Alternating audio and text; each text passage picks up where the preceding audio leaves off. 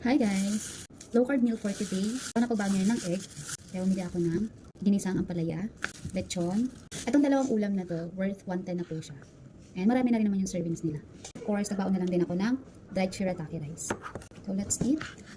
Thank you Lord.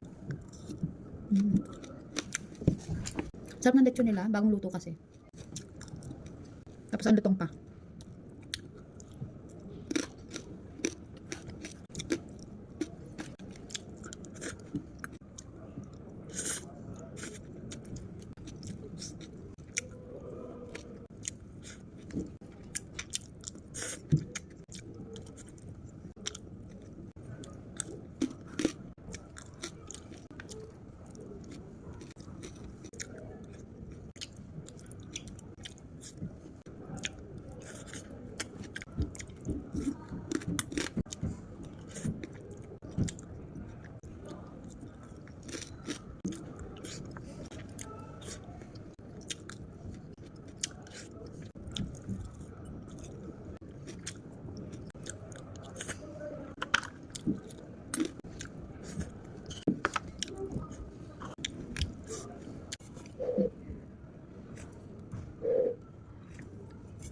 Yan, tapos na ako.